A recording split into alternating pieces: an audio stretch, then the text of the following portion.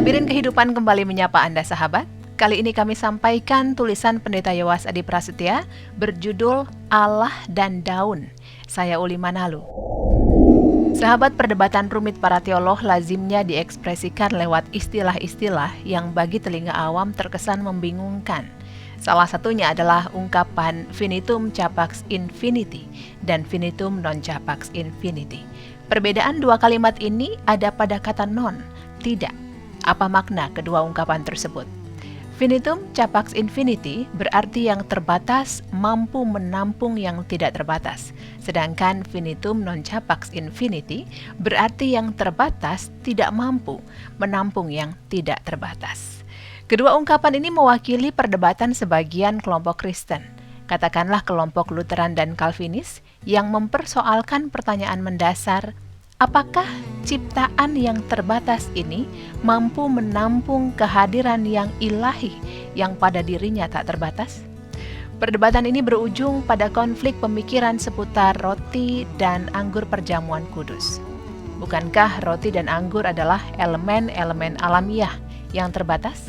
Jika demikian, apakah keduanya dapat menjadi wahana kehadiran tubuh dan darah Kristus secara nyata? Kelompok Lutheran berkata, ya, roti dan anggur yang terbatas mampu menampung tubuh dan darah Kristus yang tak terbatas. Itu sebabnya Luther sendiri berkata bahwa tubuh dan darah Kristus di dalam perjamuan kudus hadir di dalam, bersama, dan di bawah roti dan anggur. Kelompok Calvinis sebaliknya menolak gagasan ini dan menyatakan bahwa tidaklah mungkin bagi roti dan anggur tersebut untuk menampung tubuh dan darah Kristus.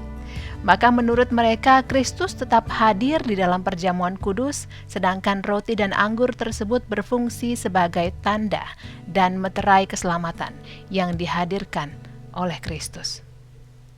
Tentu saja pertikaian konseptual semacam ini tidak melulu soal roti dan anggur perjamuan, namun telah merasuki secara menyeluruh dimensi-dimensi kehidupan lainnya. Terlepas dari serunya perdebatan teoritis ini, sahabat, dan biasanya yang menganggap seru hanyalah para teolog, sesungguhnya menurut hemat Pendeta Yowas, keduanya menampilkan kontras yang semu. Sebab kita bisa menafsirkan konflik tersebut sebagai perbedaan sudut pandang belaka. Pada satu sisi, ketika kelompok Luther berseru finitum capax infinity, mereka sesungguhnya tengah menekankan inisiatif ilahi untuk menyediakan diri diwadahi oleh yang terbatas. Namun mereka tidak berbicara banyak tentang apakah yang terbatas memiliki kemampuan pada dirinya untuk menampung yang tidak terbatas. Demikian Dietrich Bonhoeffer, seorang teolog Lutheran, merangkum gagasan ini dengan berkata, yang terbatas mampu menampung yang tidak terbatas bukan melalui dirinya sendiri, melainkan melalui atau berkat yang tidak terbatas. Sebaliknya, kelompok Calvinis justru ingin menegaskan ketidakmampuan yang terbatas untuk menampung yang tidak terbatas. Namun, mereka tidak berbicara dan hanya mengandaikan bahwa sudahlah pasti yang tidak terbatas, yaitu Allah, dapat saja menghadirkan diri di dalam yang terbatas, sebab Allah memang Maha Kuasa. Jadi kita sesungguhnya sedang berbicara tentang satu pokok yang sama, namun dengan dua pendekatan yang berbeda.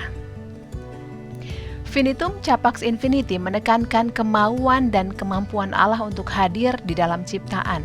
Sedangkan finitum non capax infinity menekankan ketidakmampuan ciptaan untuk menampung Allah dengan inisiatifnya sendiri.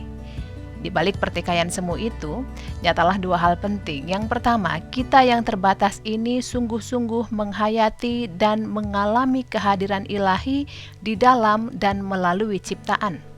Yang kedua, kita meyakini bahwa kehadiran ilahi itu adalah rahmat yang melampaui kemampuan ciptaan yang terbatas. Rahmat tersebut bersifat bebas, tanpa syarat, dan melimpah. Tatkala kita merenungi kehidupan Kristus, sahabat, bukankah kedua sisi yang tampak bertentangan ini hadir bersama-sama?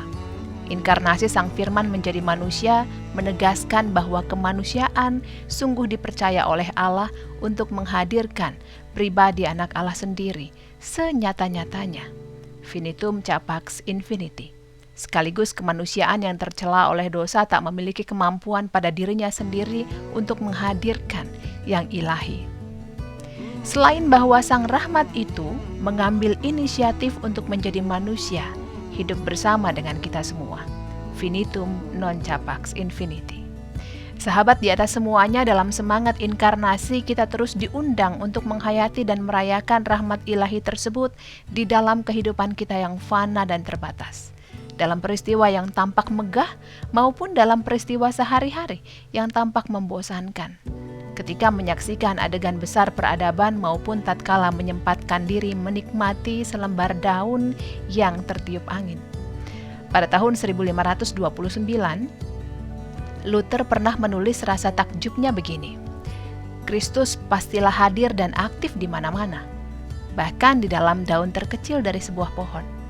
Ialah Allah yang menciptakan segala sesuatu, yang memunculkan dan merawat mereka dengan kuasanya yang agung dan tangan kanannya, yaitu Kristus.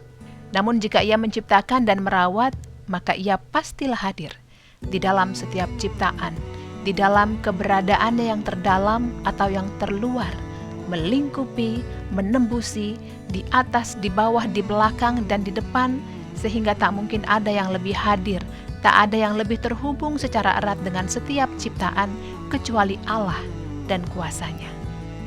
Sahabat, indah sekali bukan? Nah, setelah Anda mendengarkan materi ini, sempatkanlah keluar dari ruangan Anda, carilah sebuah pohon, pusatkan perhatian pada selembar daun, dan bertemulah dengan Sang Rahmat itu, bersama dengan daun yang tengah mempersaksikan Allah.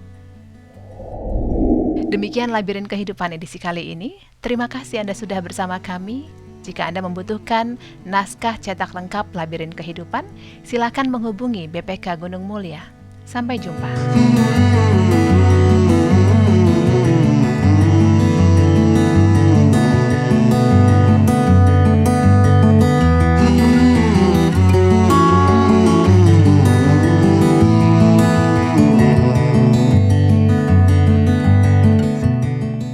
Sahabat, mari dukung pelayanan dan pekabaran Injil melalui YKB dengan membagikan link acara ini kepada sebanyak mungkin orang.